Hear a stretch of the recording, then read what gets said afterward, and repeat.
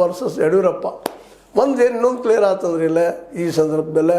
ಮತ್ತು ಇನ್ನೊಂದಿಲ್ಲ, ನಮ್ಮ ಶ್ರೀನಿವಾಸ್ ಅವರಿಗೆ ಒಂದು ಅನುಕೂಲಗಳು ಏನಾಗಿದೆಪ್ಪ ಅಂದರೆ ಎಸ್ ಟಿ ಸಮುದಾಯದ ಸಪೋರ್ಟ್ ಸಿಗೋ ಜೊತೆಗೆ ರಾಮುಲು ಅವರಿಗೆ ಆಯಿತು, ಇನ್ನುಳಿದವ್ರಿಗೆ ಆಯಿತು ಬೇಕಾದ ವ್ಯಕ್ತಿ ಇರೋದ್ರಿಂದ ಇನ್ನೂ ಪ್ರಬಲವಾದಂಥ ಕಾಂಪಿಟೇಷನ್ ಮಾಡಬಹುದು.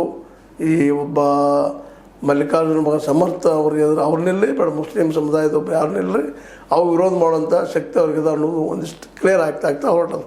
ಏನೋ ಆಗಲಿ, ಈ ಒಂದು ಎರಡೂ ಚುನಾವಣೆಗಳ ಹೆಚ್ಚು ಕಡಿಮೆ ಅಭ್ಯರ್ಥಿಗಳು ಘೋಷಣೆ ಆಗುವ ಸಾಧ್ಯತೆ ಬರುವ 9 ತಾರೀಕಿಗೆ ಈ ಚುನಾವಣೆ ಆಗೋದು.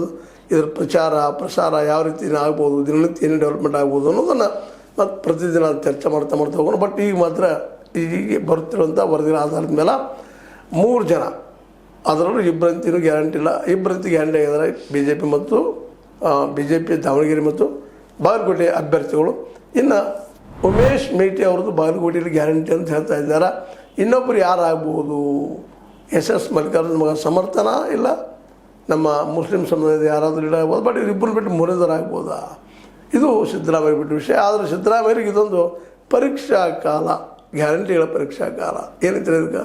ತಪ್ಪು ಮಾತಾಡಿದ್ನೇನು? ತಪ್ಪಲ್ರಿ, ಸರಿ ಟೀಕಾ ಮಾಡೋದು ಬನ್ನಿರಿ, ನಿಮ್ಮ ಅನಿಸಿದ್ದು ಹೇಳೋದು ಬರ್ರಿ.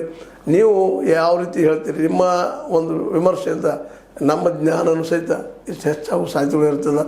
ನೀವು ನಮಗೆ ನಿಜವಾದ ಗುರುಗಳು ಇದ್ದಂಗೆ. ಯಾಕಪ್ಪ ಅಂದ್ರೆ ನನ್ನ ತಪ್ಪು ನನಗೆ ನಾನು ಯಾವಾಗಲೂ ಸರಿನ ಅಂತ ಇರ್ತೀನಿ. ಪ್ರತಿಯೊಬ್ಬ ಜೀವಿನೂ ಆಗ ನಾ ಸರಿ ಅಂತೇಳಿ ಅದು ತಿಳಿಸೋಂಥ ಕೆಲಸ ನಿಮ್ಮಿಂದನೂ ಆಗಲಿ ಅಂತ ಹೇಳ್ತಾ, ಇದು ನಿಮ್ಮ ಲೈಕ್ ಇರ್ಬೋದು. ಲೈಕ್ ಮಾಡಿ, ಶೇರ್ ಮಾಡಿ, ಕಮೆಂಟ್ ಮಾಡಿ, ಜೊತೆ ಸಬ್ಸ್ಕ್ರೈಬ್ ಮಾಡಿ. H16 ನ್ಯೂಸ್ ಅರ್ಥದ ಈ ಚಿತ್ರವಿದು ಸತ್ಯದ ಕೈಗೊಂಡು ವಂದನೆಗಳು.